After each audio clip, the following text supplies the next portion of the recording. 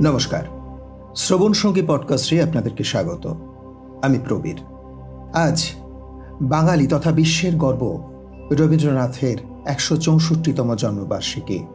আর এই উপলক্ষে শ্রবণ সঙ্গী আপনাদের জন্য নিয়ে এলো কবি সুকান্ত ভট্টাচার্যের কলমে রবীন্দ্রনাথের প্রতি। পাঠে আমি প্রবীর।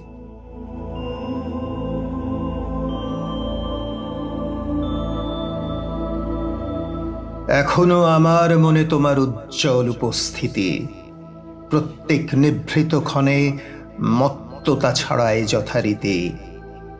এখনো তোমার গানে সহসা উদ্বেল হয়ে উঠি, নির্ভয়ে উপেক্ষা করি জঠরের নিঃশব্দ ভ্রুকুটি। এখনো প্রাণের স্তরে স্তরে তোমার দানের মাটি সোনার ফসল তুলে ধরে। এখনো স্বগত ভাবাবেগে মনের গভীর অন্ধকারে তোমার সৃষ্টিরা থাকে জেগে।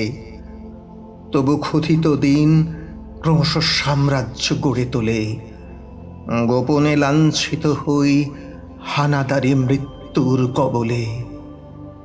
যদিও রক্তাক্ত দিন, তবু তৃপ্ত তোমার সৃষ্টিকে এখনো প্রতিষ্ঠা করি আমার মনের দিকে দিকে। তবু নিশ্চিত উপবাস আমার মনের প্রান্তে নিয়ত ছড়ায় দীর্ঘশ্বাস। আমি এক দুর্ভিক্ষের কবি, প্রত্যহ দুঃস্বপ্ন দেখি মৃত্যুর সুস্পষ্ট প্রতিচ্ছবি। আমার বসন্ত কাটে খাদ্যের সারিতে প্রতীক্ষায়, আমার বিনিদ্র রাতে সতর্ক সাইরেন ডেকে যায়। আমার রোমাঞ্চ লাগে অযথা নিষ্ঠুর রক্তপাতে, আর বিস্ময় জাগে নিষ্ঠুর শৃঙ্খল দুই হাতে।